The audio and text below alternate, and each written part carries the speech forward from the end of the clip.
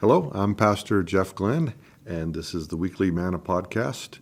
For those of you who've been with us, we are in Genesis, and we've been going through Genesis chapter 38, the story of Isaac, or 37 last week. We'll be in 38 this week. So naturally, we're going to start reading in Genesis chapter 28.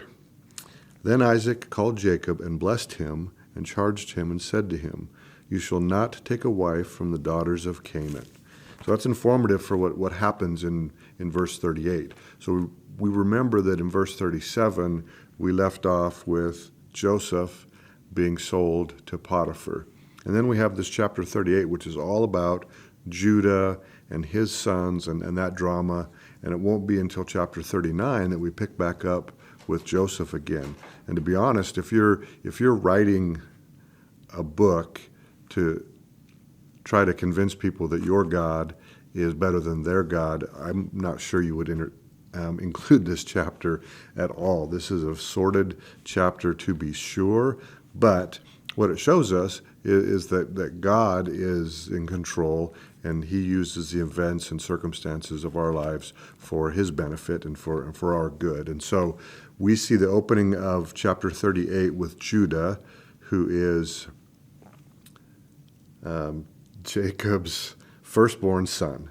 And he departs from this whole mess of them selling Jacob, and he visits a friend of his, apparently, and meets a woman that he's enamored by, who happens to be a Canaanite, but nonetheless he marries her anyway. So that's why we flashed back to Genesis chapter 28. And it goes back even further for when Abraham sent for Isaac a bride and told the servant not to take a Canaanite wife. So there's clear instruction in the family not to take a Canaanite wife. The clear reason for that is that the corruption and the distraction from God that would come from doing that would be essentially a curse on the family. And so we see what the results of that are in chapter 38. We see that Judah, with this Canaanite woman, Shua, has 3 sons. And the first 2 sons, and Onan, they both are killed by God. And it's another reminder for us that it's God who sets the standard for what is good and what is evil, because is killed because God, in verse 7, but Judah's firstborn, was wicked in the sight of the Lord, and the Lord killed him. Now, I don't mean to laugh there, but it's very plain that whatever did, or the posture of his heart, was very wicked, and so the Lord sought judgment against him. So then Judah had Onan, the second-born, instructed him to take wife Tamar and create a child which would be his posterity, which would be his generation to pass. But Onan didn't want this, and so while he slept with Tamar, he made it so that at the end it wasn't able to conceive. And in verse 10 we see, "And the thing which he did displeased the Lord, therefore he killed him also." And so this is a pattern that we see in Judah's part of the family here, in these 2 sons coming from Judah, who just took what he wanted based on his own desires. Because remember, it doesn't say that there was a wedding, or that his dad Jacob was in any way involved in that. He just said he visited his friend, saw a daughter of a Canaanite, and married her. And so we have this sort of passing on through the family.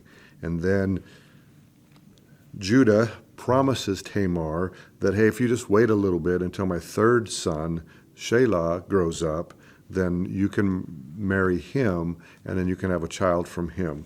And so in that culture, in that day, Tamar really didn't have a choice in the matter. It wasn't like she could go off on her own. If she wanted to be provided for, she would stay with the family and wait for Shelah to grow up, and then they would have a family. But as Tamar would be disappointed in this, because as Shelah grew up and his time of coming of age came and passed, there was no wedding. And so she took things into her own hands. And so we see that it's very questionable the way that she did this, but given the culture that she was in and the example of Judah, she knew Judah, and so she knew Judah would fall for this. So she dressed up as a prostitute and convinced Judah to sleep with her. And it's actually interesting here that he actually bargained with her and was willing to give up quite a bit just for this cheap sex. And so here in verse 17, he's saying, well, I'll give you a young goat for my flock. And she's saying, well, no, I need something else, a pledge, so that you will actually give this to me. So he gave her, in verse 18, your signet and cord and the staff that is in your hand. And he gave them to her and went into her, and she conceived by him. And so Judah was very willing to do this. Now, this was after the death of his wife, but nonetheless, Tamar knew the character of Judah and didn't hesitate in doing this. And she got what she wanted out of this. She became pregnant, and when it became obvious that she became pregnant, then she made this known to the people in where they were living, that in verse 25, when she was brought out, she sent to her father-in-law, saying, by the man to whom these belong, I am with child. So she presented the things back to Judah, the signet and the cord and his staff, saying, this is the man with whom I'm pregnant by. And so it humbled Judah and made him as culpable as it did her in this act. And from this union, we see in verse 27, now it came to pass at the time for giving birth that, behold, twins were in her womb. And so she actually had twins from this.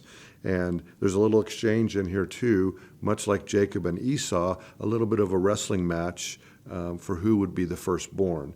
And we see that in verse 28, and so it was when she was giving birth that one put out his hand, and the midwife took a scarlet thread and bound it on his hand, saying, this one came out first. And then it happened, as he drew back his hand, that his brother came out unexpectedly, and she said, how did you break through? This breach be upon you. Therefore his name was called Perez. And afterward his brother came out, and his name was Zerah. But what we see is both in the lineage that's described in Matthew and in Luke, we see that Perez is right there in the lineage of Jesus. And so, God is in the business of completing his will. And, he uses weak and corrupt, rebellious people to achieve his will, and that's no excuse to be a knucklehead, right? But what we see here is that God had promised to bring about the one who would crush the serpent's head, and this was the way he chose to do so, through this, not appetizing story at all. This is not dinner time conversation. It's not a bedtime story, but it's what happened, and God is seeing his will be done through Perez in the lineage of Jesus to come. And so, with us being on this side of the cross, we can see this more clearly. The Old Testament people, they needed a better father than Judah, for sure. And, they needed a father that would keep his word and protect and set a good example. But we have that in our Father in heaven. And we have in Jesus the one that will always keep his word. And so until next week, stay encouraged and stay in the word.